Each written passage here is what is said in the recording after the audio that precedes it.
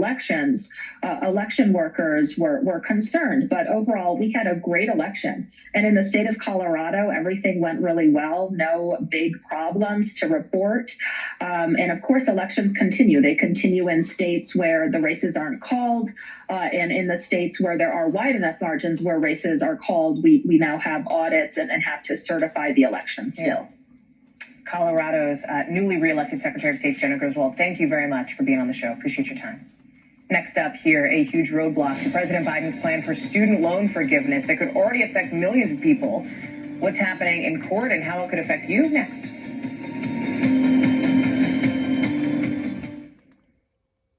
Is not standing down.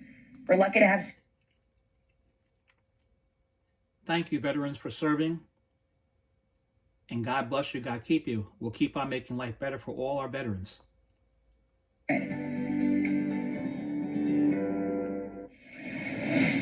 To some big news now that could affect tens of millions of people, because if you tried to apply for student loan relief today, you may have seen this, which you're about to see on screen. The Biden administration's website to apply for loan forgiveness, not accepting any applications right now. Basically, this says they're working on it. They're trying to change that.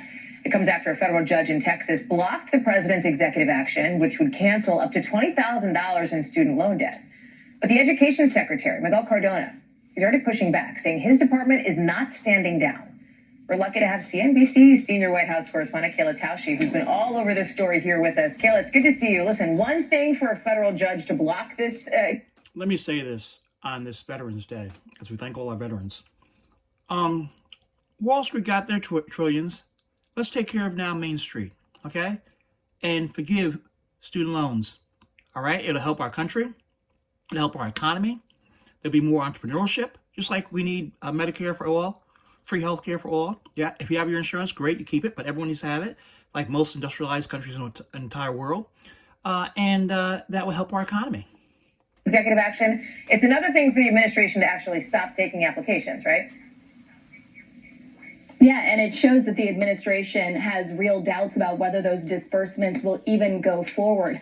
The White House and the Education Department had said they disagree with the district court decision. They are going to be appealing through the Department of Justice, but stopping the application process means that they don't want to be instilling any false hope in borrowers who are continuing to apply for this.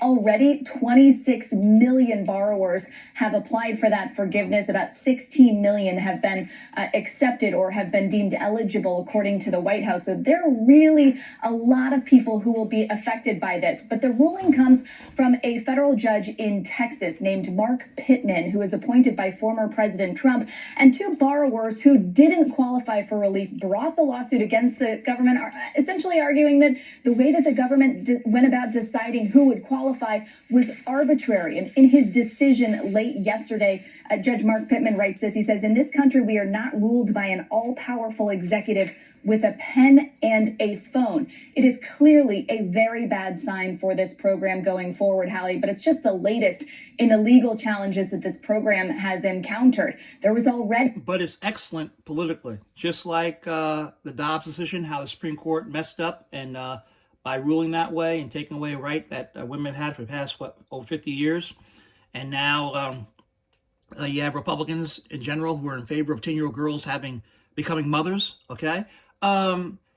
Great issue, okay, because everybody's in favor of student loan. Well, most sensible people are in favor of student loan forgiveness, all right? And if they have to broaden it, so be it. Broaden it, all right? Broaden it to those people who brought the lawsuit. Broaden it to them and anybody else who needs forgiveness. Let's do it across the board to as many people as possible and help make America stronger and stronger. So this, what man means for evil, God used for good.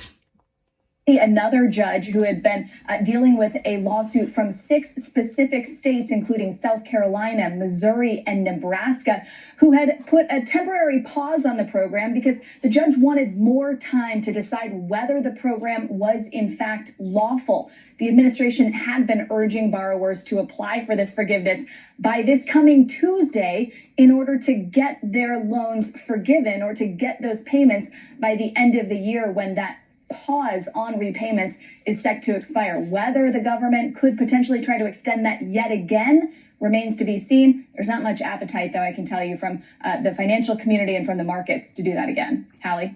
CNBC's Kayla Tausche. Thank you. Still ahead, a nail biter. But we know that the youth were the ones who stood up for democracy. And now it's time to stand up for the youth. Colorado, where Democrats are making a big push to try to flip a controversial Republican's seat. Congresswoman Lauren Boebert. I'm going to ask the House candidate on that ticket all about it just ahead. First, it is Veterans Day today, of course, and Defense Secretary Lloyd Austin is just now honoring our troops at the Vietnam Veterans Memorial, not too far from where I'm sitting right now in Washington, D.C. Because you put on the cloth of our nation, America is safer and stronger.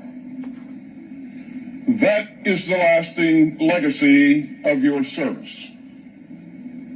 And it demands our lasting gratitude. Especially for veterans of color who fought in segregated armed services, right? World War I, World War II, right? Thank God for all, but especially those who fought for a country that was not fighting for them. But thank God for Reverend Dr. Martin Luther King Jr. and others who fought in the streets nonviolently to make America what she should be and could be. Let's keep on moving forward. One nation under God, indivisible, liberty and justice for all. One race, human race. We're all human. God bless you. And happy Veterans Day. And thank you, veterans. All of you.